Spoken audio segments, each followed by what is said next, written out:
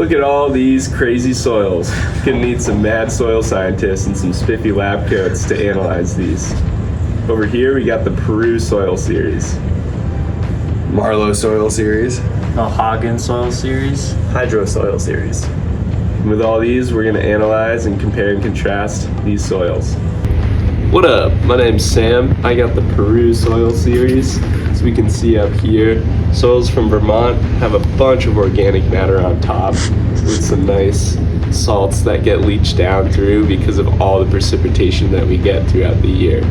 We have some warm, humid summers with really cold and kind of wet winters, which give it more of a spodosol type of order. As you can see, the Peru Soil Series gets a whole bunch of precipitation throughout the year. This line shows all this precipitation, but the other line is showing our evapotranspiration, which kind of matches it. You can see a lot of this precipitation comes in the summer and early spring, and then the evapotranspiration kind of matches that as the young growth and the spring growth comes in around the same time. We dip into a little bit of surplus here, but then a little bit of usage over here with some recharge on either sides. This gives the Peru Soil Series a plant available water of 0.12 meters down into the soil. Hello folks, my name is Daniel Weeder, and I'm here to talk to you about the Marlowe Soil Series. The Marlowe Soil Series is found in Jackson, New Hampshire, in the northern edge of New Hampshire, the White Mountains. This makes it a unique soil, and how you should use it in a land management setting. The Marlowe Soil Series that I will be talking about today is found in hay production. In hay production, we want to grow grass in order to chop it down and bale it up and feed it for animals. This requires a certain kind of climate. In our area, we see about 3 cuttings of hay. This means that we need to use appropriate amount of fertilizer to match the precipitation found each year in order to increase our yield. Here, we will be talking about the P versus PET graph coursed over time, valued in months.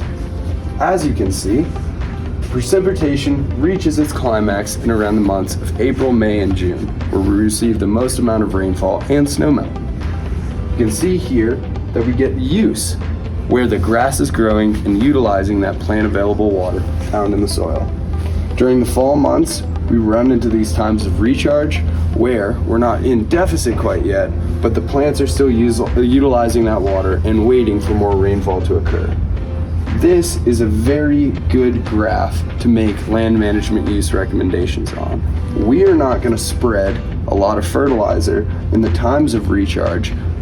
We're going to be spreading it right before the times of use. Therefore, that plant can utilize that fertilizer and all those chemicals in order to increase our hay yield and make this soil series the most profit maximizing thing that it can be. My name's Cole, and I'm going to be talking to you about the Mohagan Soil Series. This soil was designed specifically for high altitude mountainous areas. It can be commonly found in the Deer Lodge mountain range in Montana. This soil has a plant available water of 0.23 meters in length, which is quite big.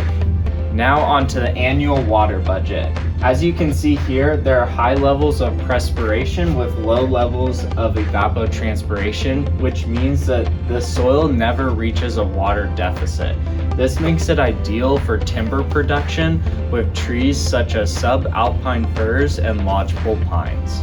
This soil is my finest creation yet. It has the perfect plant available water of 0.11 meters to help sustain drought-resistant plants, which will be a perfect inconvenience to all who try and hike here. Unlike our other 3 soils that experience a surplus of water in our calculated annual water budget, this soil shall undergo a deficit. I think I'll call it the Hydro Series. To ensure this evil irony doesn't go unnoticed, I'll make sure the soil is not only located in southeast Montana, but the precipitation should only be 8 to 10 inches per year. We'll never see it coming since our other 3 soils experience a lengthy recharge period with lots of rain. Just to add some extra confusion, we'll make sure the plant available water for the Hydro Series is only 0.01 meters different from the Peru Series, which is located 2,000 miles away. Another unique thing about the Hydro Series is that it's located in Hell Creek, Montana, where lots of large dinosaur bones are found.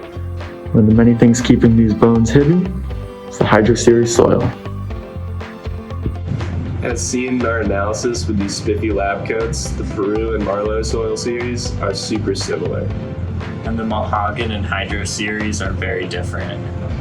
Mohagan series stays in a state of surplus for 9 months out of any given year. The Hydro Series is the only one with a deficit amongst all of our soils.